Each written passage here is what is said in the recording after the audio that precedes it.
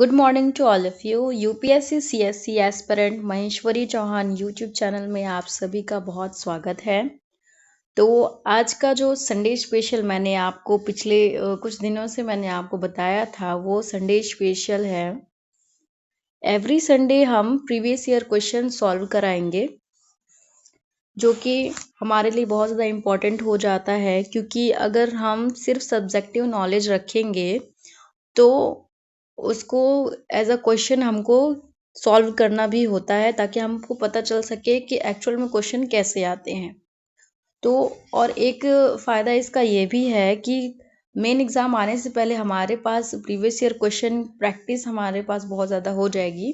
तो उनमें से अगर क्वेश्चंस आते हैं तो हम उसे पहचान लेंगे। ठीक है। तो अभी तक हमारे चैनल पे सिर्फ और सिर्फ जनरल साइंस से रिलेटेड, वो भी बायो की कुछ टॉपिक्स पढ़ाए गए हैं। तो इसको नज़र में रखते हुए हमने ये डिसाइड किया है कि एवरी संडे हम किसी न किसी सब्जेक्ट का प्रीवियस ईयर क्वेश्चन सेलेक्ट करेंगे 10, और फिर उसको हम सॉल्व करेंगे। अगर आप लोग चाहते हैं कि मैं संडे के अलावा और किसी दिन प्रीवियस ईयर क्वेश्चन लूँ, तो आप मुझे कमेंट सेक्शन में ज़रूर बताइएगा। सब्जेक्ट्स क्या रहेंगे प्रीवियस ईयर क्वेश्चन के, आप सभी को पता है कि यूपीएससी का पीटी का सिलेबस क्या है। हिस्ट्री, ज्योग्राफी, इकोनॉमिक्स, पॉलिटी और general science, science and technology और करंट अफेयर्स हैं। ये सारी चीज़ें एक एक्सेट्रा एक आध सब्जेक्ट मिस हो जाए तो, और उसे पेपर सेकंड में उसी में ही CSAT है, सिविल सर्विस एप्टीट्यूड टेस्ट। ठीक है। तो हम अभी जनरल स्टडीज़ पे ही हैं, प्रीलिम्स के। तो उस पे मैं आज का हमारा जो सब्जेक्ट है प्रीवियस ईयर क्वेश्चन का, वो प्रीवियस ईयर क्वेश्चन का सब्जेक्ट पॉलिटी है। ठीक है।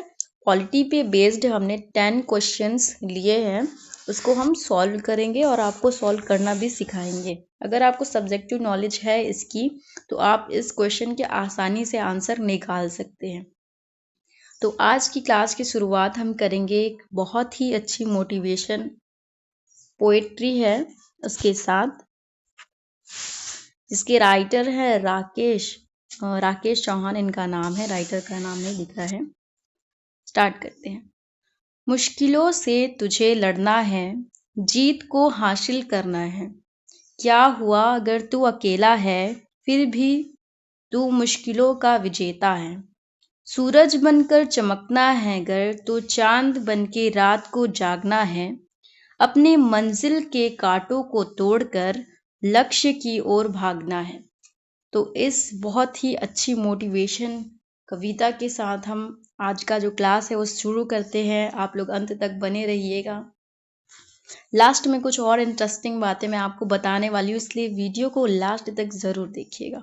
तो स्टार्ट करते हैं आज के पहले क्वेश्चन से।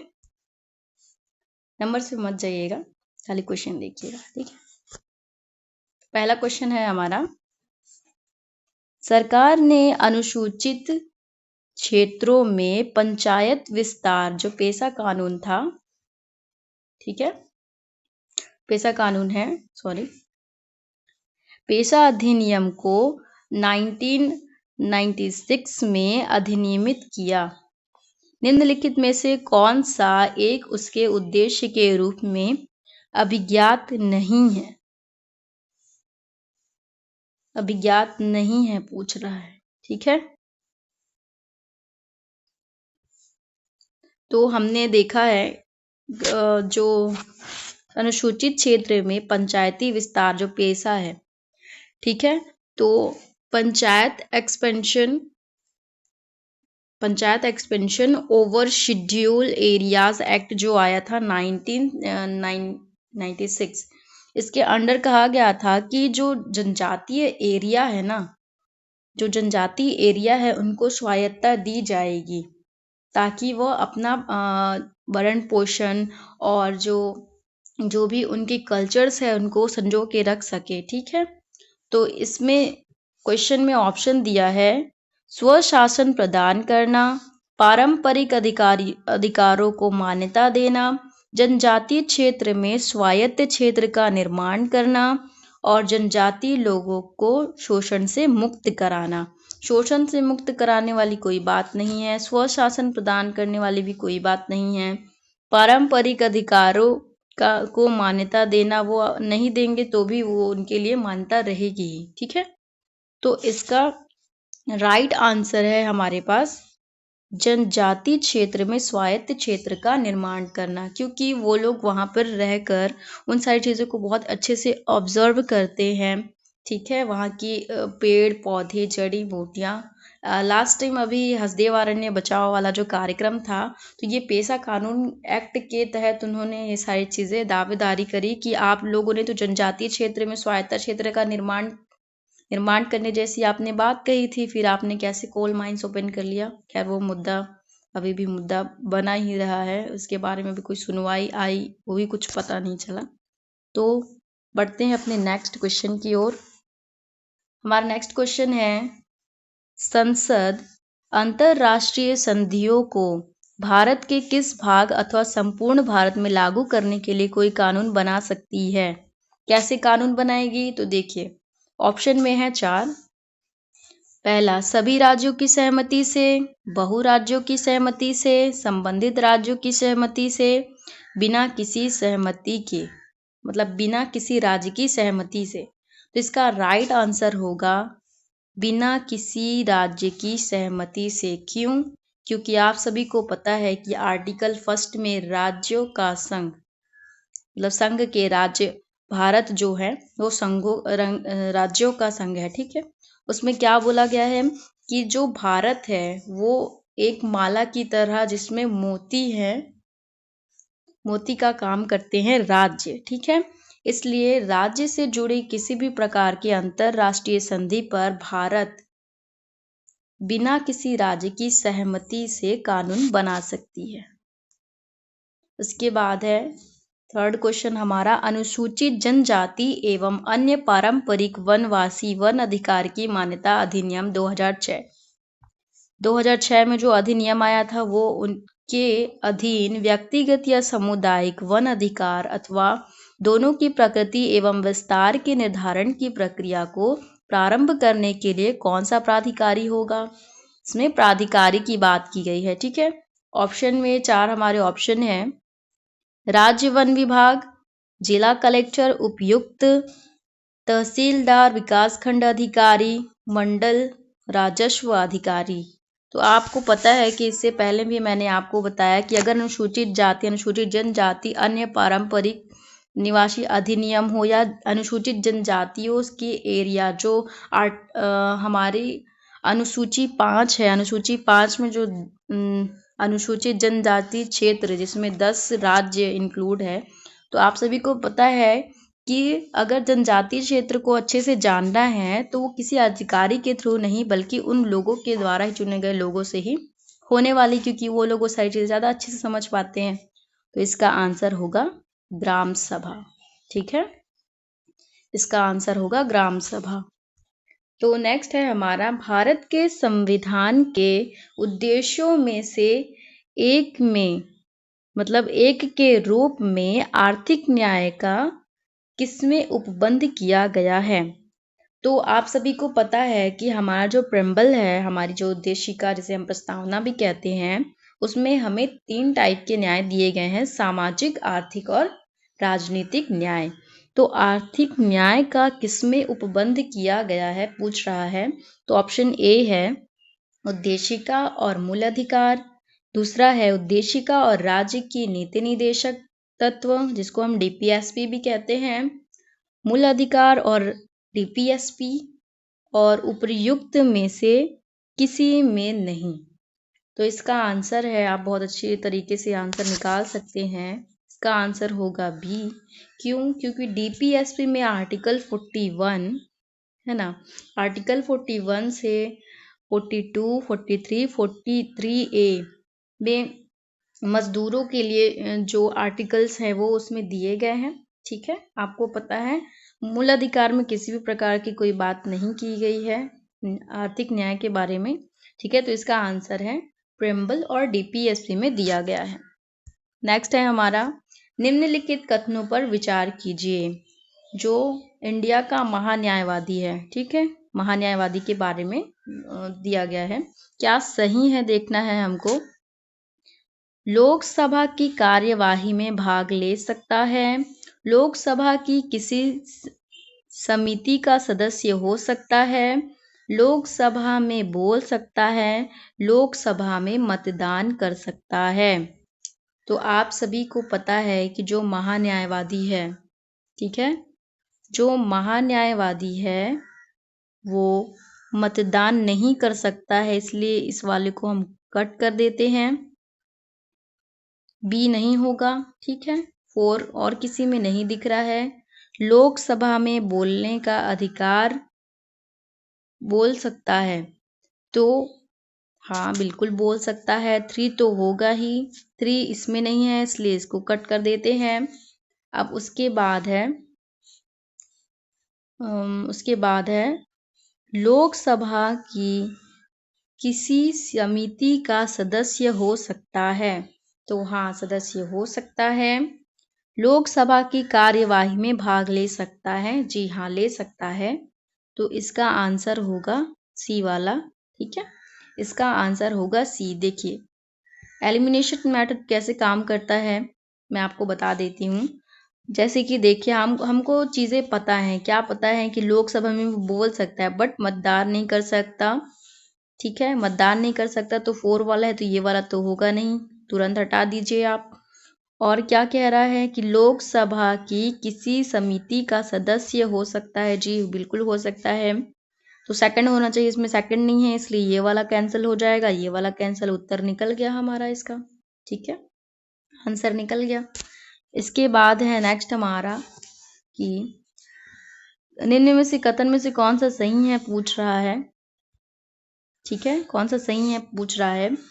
भारत में एक ही व्यक्ति को एक ही समय में 2 या 2 से अधिक राज्यों में राज्यपाल नियुक्त नहीं किया जा सकता। भारत में राज्यों के उच्च न्यायालय के न्यायाधीश राज्यों के राज्यपाल द्वारा नियुक्त किए जाते हैं, ठीक वैसे ही जैसे उच्चतम न्यायालय के न्यायाधीश राष्ट्रपति के द्वारा नियुक्त किए जाते हैं। भारत के संविधान में राज्यपाल को उसके पद से हटाने हेतु कोई भी प्रक्रिया अधिकृत नहीं है। विधायी व्यवस्था वाले संघ राज्य क्षेत्र में मुख्यमंत्री की नियुक्ति उपराज्यपाल के द्वारा बहुमत समर्थन के आधार पर की जा सकती है। देखिए इसमें 2 आंसर थोड़े आसपास वाले सही लग रहे हैं, लेकिन परफेक्ट आंसर मैं आपको बताऊंगी। पहले देख लेते हैं क्या क्या चीजें हैं। तो भारत में एक व्यक्ति को एक ही समय में 2 या 2 से अधिक नहीं बल्कि 2 राज्यों का एक राज्यपाल हो सकता है, लेकिन 2 या 2 से अधिक राज्यों का राज्यपाल नहीं हो सकता, इसलिए इसको कैंसिल कर देते हैं।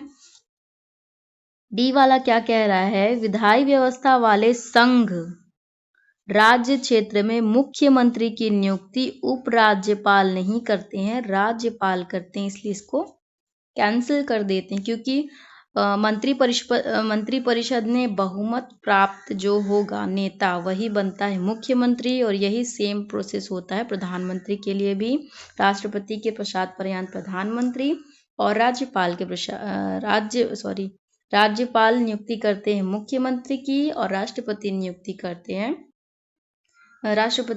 करते हैं मुख्यमंत्री की, ठीक है। तो इसमें बी वाला क्या कह रहा है कि भारत में राज्यों के उच्च न्यायालय के न्यायाधीश के राज्यपाल द्वारा नियुक्त किया जाएगा। राज्यों के उच्च न्यायालय हाई कोर्ट का जो जज होगा उसकी नियुक्ति करेगा राज्यपाल, ऐसा कह रहे हैं, ठीक है, जैसे कि उच्चतम न्यायालय के राष्ट्रपति के द्वारा की जाती है। तो ये एक संशय है इसलिए हम इसको छोड़ देंगे। परफेक्ट इसका आंसर ये होगा, भारत के संविधान में राज्यपाल को उसके पद से हटाने हेतु कोई भी प्रक्रिया अधिकथित नहीं है, राज्यपाल को नहीं हटाया जा सकता है, ठीक है। क्यों? क्योंकि उसके बारे में कोई भी बातें संविधान में नहीं लिखी गई है।